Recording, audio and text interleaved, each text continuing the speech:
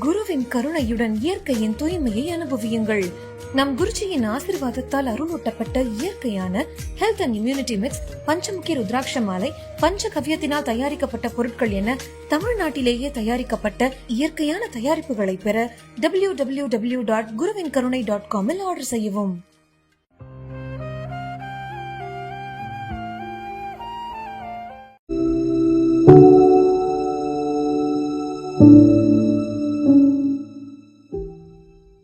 குருவே சரணம்.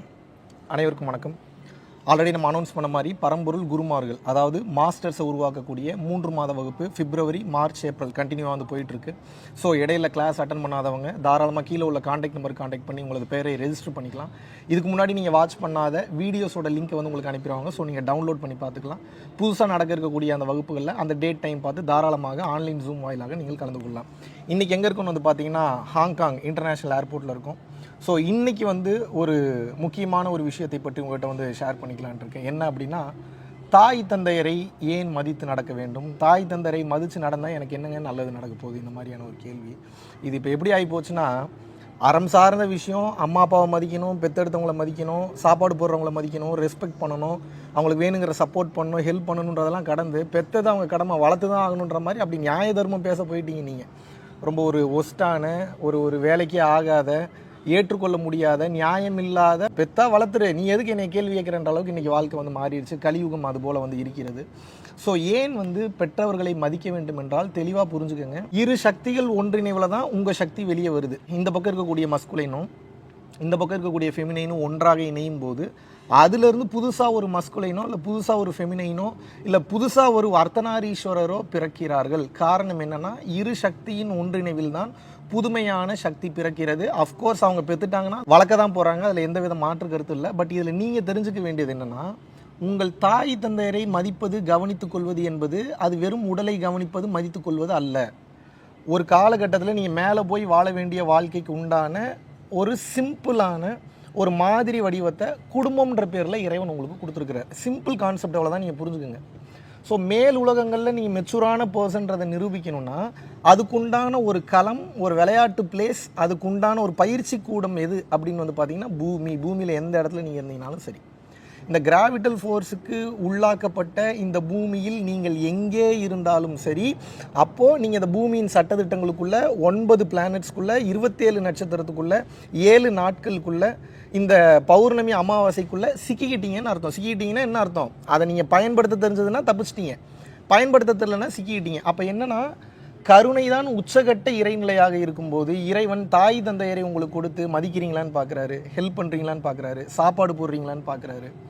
முதல்லலாம் வந்து ஒரு தாய் தந்தை வந்து தனது சொத்தை வந்து மகனுக்கோ மகளுக்கோ எழுதி கொடுத்துட்டாங்கன்னா அடுத்த ஒரு 1 வீக்கில் ஒரு 1 மந்தில் வந்து பார்த்திங்கன்னா அந்த அப்பா அம்மாவை கூட்டு கொண்டு அப்படியே முதியோர் உள்ளத்தில் விட வேண்டிய வேலைகள் தான் வந்து இன்றைக்கி தமிழகம் எங்கும் இந்தியாவெங்கும் மேக்ஸிமம், அதாவது எல்லாரையும் சொல்ல, மெஜாரிட்டி ஆஃப் த பீப்புள் வந்து பார்த்திங்கன்னா அப்பா அம்மாவை கண்டுக்கிறது இல்லை. கலியுகத்தில் ரொம்ப முத்திட்டு போயிட்டுருக்கு.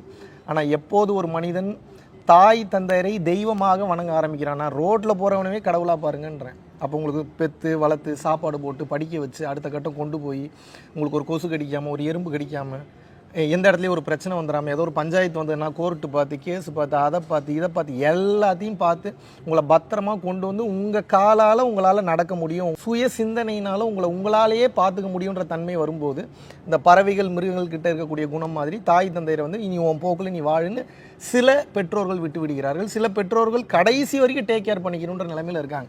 இதில் 2 இருக்குது. தானே சிந்தித்து முடிவெடுக்கக்கூடிய தன்மையை உங்கள் பையனுக்கு பொண்ணுக்கு வளர்த்துட்டிங்கன்னா நாளை பின்ன அவனுக்கு நீங்கள் தேவையில்லை, அவனே அவன் வாழ்க்கையில் வாழ்ந்துருவான். நீங்கள் இல்லாத காலகட்டத்தில் கூட கடைசி வரைக்கும் உங்களை டிபெண்ட் பண்ணுற மாதிரியான சுச்சுவேஷன் நீங்கள் கிரியேட் பண்ணிட்டீங்கன்னா அவனுக்கு வாழ்க்கை என்னன்னு தெரியாது, சுய முடிவுகள் என்னன்னு தெரியாது, நல்ல சிந்தனைன்னு என்னன்னு தெரியாது, 4 பேருக்கு உதவுறதுன்னு என்னன்னு தெரியாது, அப்பா அம்மாவோட அன்புன்னு என்னன்னு தெரியாது, எதுவுமே தெரியாது. ஸோ இதை முழுமையாக புரிந்து கொண்டு நீங்கள் என்ன பண்ணணும், முதல்ல நமது குழந்தைகளுக்கு உண்டான எதிர்காலத்தை சீரமைப்பது என்பது ஞானத்தை கொடுப்பது மட்டும்தான். வேறு எதை கொடுத்தாலும் அழிச்சிருவான். அறிவு, எவ்வளோ பெரிய அறிவு இருந்தாலும் பணிவும் தன்னடக்கமும் கைண்ட்னஸும் இல்லை அப்படின்னா சொத்து மொத்தமும் அழிஞ்சிரும், கேரக்டர் போயிடும், எல்லாமே போய்டுன்றதை தாய் தந்தையர் முதலில் புரிந்து கொள்ள வேண்டும்.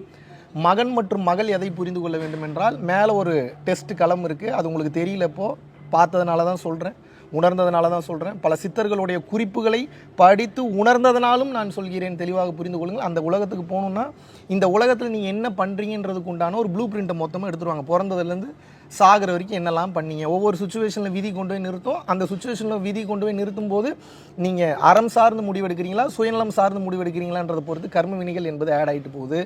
தர்மம் சார்ந்து செயல்படும் போது கர்மத்தினுடைய மொத்த பலன்களும் கொஞ்சம் கொஞ்சமாக அழிகின்றது. அகத்தியர் சொன்னது போல தர்மத்தின் வழி செல்ல செல்ல கர்மத்தின் வழி குறையும். அது மட்டும் இல்லாமல் பெற்றோர்களாக ஈன்றெடுக்கப்பட்ட அந்த குழந்தைகள் நீங்கள் எதை புரிந்து கொள்ள வேண்டும் என்றால், தாய் தந்தரை மதித்து நடந்தீங்கன்னா தான் உங்களோட அறிவு அவங்க கம்மியாக இருக்கலாம், வசதி கம்மியாக இருக்கலாம், இல்லை அழகு கம்மியாக இருக்கலாம், இல்லாட்டினா நீங்கள் கேட்டதை வாங்கி கொடுக்காமல் இருக்கலாம், இல்லை நீங்கள் ஆசைப்பட்ட அவசரப்பட்ட பொருட்கள் உங்களுக்கு அவங்களால வாங்கி தர முடியாத பொருளாதார சூழ்நிலை இருக்கலாம். ஸோ இதெல்லாம் புரிஞ்சுக்கிட்டு வாழக்கூடிய குழந்தைகளுக்கு பெரிய ஹேட்ஸ் ஆஃப். இதை புரிந்து கொள்ளாமல் குழந்தைகள் நிறைய பெற்றோர்களை டார்ச்சர் பண்ணுறதை பார்க்க முடியுது. ஸோ நீங்கள் யாரையோ போய் மதிக்கிறத விட முதல்ல குடும்பத்தில் இருக்கிறவங்கள மதித்து பழங்க, குடும்பத்தில் இருக்கிறவங்களை ரெஸ்பெக்ட் கொடுங்க, குடும்பத்தில் இருக்கிறவங்களுக்கு முடிஞ்ச அளவுக்கு டைம் கொடுங்க, குடும்பத்தில் இருக்கிறவங்கள்ட்ட அதிகமாக டைம் ஸ்பெண்ட் பண்ணி பேசுங்க. அப்போ தான் கம்யூனிகேஷன் பண்ண அந்த குடும்பத்தில் ஒரு நல்ல உறவு என்பது உற்பத்தி ஆகும். நல்ல ரேப்போ இருக்கும். நல்ல ரேப்போ இருந்ததுன்னா நீங்கள் திட்டினீங்கன்னா கூட கண்டுக்க மாட்டாங்க. நல்ல ரேப்போ எப்போ குடும்பத்தில் இல்லையோ, நல்ல கம்யூனிகேஷன் எப்போ இல்லையோ, அவங்க மனசை எப்போ நீங்கள் புரிஞ்சுக்கிட்டு பேசலையோ, அப்போ என்ன ஆகுனா இந்த வாழ்க்கையும் நரகமாயிரும், அந்த வாழ்க்கையும் நரகமாயிரும். ஸோ குழந்தைகள் புரிந்து கொள்ள வேண்டிய இறுதி தத்துவம் ஒன்றே ஒன்று தான். உங்கள் தாய் தந்தை என்பது உங்கள் தாய் தந்தை அல்ல. உங்கள் தாய் என்பது அம்மை, உங்கள் தந்தை என்பது அப்பன். அப்போ அம்மையும் அப்பனையும் சேர்த்தா அம்மையப்பனே உங்கள் தாய் தந்தை தான். இது தத்துவம் அல்ல, இது சத்தியமான உண்மை. ஒவ்வொரு தாய் தந்தையருக்குள்ளேயும் இடகலை பிங்களை உங்களுக்குள்ளே எப்படி ஓடுதோ அதே மாதிரி அவங்களுக்குள்ளேயே ஓடுது. அதை புரிஞ்சு நடந்துக்குங்க. வாழ்க்கை மிக சிறப்பாக இருக்கும். அவர்களை மதித்து நடங்க, போற்றி நடங்க, உதவிகள் செய்யுங்க, சப்போர்ட் பண்ணுங்கள், எதிர்பார்ப்பு இல்லாமல் உதவிகள் செய்யுங்க, காயப்படுத்தாதீங்க, வேதனைப்படுத்தாதீங்க, ஹர்ட் பண்ணாதீங்க. வாழ்க்கை, எதிர்கால வாழ்க்கை உங்கள் குடும்பத்தினரோடு மட்டும் இல்லாமல் இந்த மைண்ட் செட், இந்த மெச்சூரிட்டியோட உங்களோட கேரக்டர் எவால்வ் ஆச்சுன்னா இந்த உலகத்தையே நீங்கள் ஜெயிக்கக்கூடிய அளவுக்கு வலிமையை பெற்று விடுகிறீர்கள். ஸோ இதை பற்றி நீங்கள் என்ன நினைக்கிறீங்க? தாய் தந்தையை இவ்வளோ நாள் நீங்கள் எப்படி பார்த்தீங்க? சமீப இந்த உபதேசங்களுக்கு அப்புறம் உங்கள் தாய் தந்தையை எப்படி பார்க்க தோணுது? ஏதாவது தவறுகள் பண்ணியிருந்தீங்கன்னா அதுக்கு முன்னாடி போய் மன்னிப்பு கேட்டிங்களா? கேட்கலன்னா எப்போ போய் கேட்க போகிறீங்க? ஒருவேளை மன்னிப்பு கேட்டிருந்தீங்கன்னா அதுக்கு அவங்க எப்படி ரிப்ளை பண்ணாங்க, எவ்வளோ பெருந்தன்மையோடு உங்கள் தாய் தந்தை உங்களை பார்க்குறாங்கன்னு சொல்லி பல விஷயங்கள் கீழே கமெண்ட் பண்ணுங்கள். அடுத்து நான் ஏதாவது டாபிக் பேசினாலும் அதையும் கமெண்ட் பண்ணுங்கள். இந்த வீடியோ பிடிச்சிருந்துன்னா லைக் பண்ணுங்கள். வாய்ப்பு இருக்கும்போது நிச்சயமாக பேசுகிறேன். நன்றி, வணக்கம். பரம்பொருள் அறக்கட்டளையின் சார்பாக ஏகப்பட்ட இடங்களுக்கு இடர்பாடுகளில் இருந்த காலகட்டத்திலும் கூட ஒரு நாள் கூட விடாமல் இன்று வரைக்கும் 300 to 500 நபர்கள் வரைக்கும் தமிழ்நாடு முழுவதும் இருக்கக்கூடிய பகுதியில் அன்னதான பணிகள் நடந்து கொண்டே இருக்கிறது. மலேசியா மற்றும் சிங்கப்பூரில் நடந்து கொண்டிருக்கிறது. இன்று வரை எந்தவித தொய்வும் இல்லாமல் மேல் நோக்கி சென்று கொண்டிருக்கக்கூடிய இந்த பரம்பொருள் அறக்கட்டளையினுடைய வெற்றிக்கு காரணம் பாத்தீங்கன்னா பரம்பொருள் அறக்கட்டளையை பின்பற்றக்கூடிய பரம்பொருள் யோகிகள் மற்றும் பரம்பொருள் குடும்பத்தார் ஆகிய நீங்கள் மட்டும்தான். யூடியூப்ல காட்டாத பல விஷயங்கள் தமிழகம் எங்கும் செஞ்சுக்கிட்டு இருக்கோம். இந்தியாவெங்கும் இருக்கக்கூடிய பல மக்களுக்கு இதை கொண்டு போய் சேர்க்கக்கூடிய காரணத்தினால் சென்று கொண்டிருக்கக்கூடிய இந்த பாதைக்கு வலு சேர்க்கும் வகையில் என்னுடன் இணைந்து எனது கரங்களுக்கு வலு சேர்ப்பது என்பது இந்த ஞான பயணத்தில் மாபெரும் ஒரு மாற்றமாக அமையும் என்பதில் எந்தவித ஒரு மாற்று கருத்துமே இல்லை. மகாவிஷ்ணுவை நான் நம்புறேன். மகாவிஷ்ணு ஒரு செயல் செய்தால் அது சரியாக இருக்கும் என்று நினைப்பவர்கள் மட்டும் இந்த விஷயத்துல கலந்து கொண்டு எனது கரங்களை வலுப்படுத்துங்கள். இன்னும் பல லட்சம் பல கோடி உயிர்களுக்கு நினைத்து பார்க்க முடியாத மாபெரும் அருள் அனுபவங்களையும் நாம் செய்ய போகிறோம். நன்றி, வணக்கம்.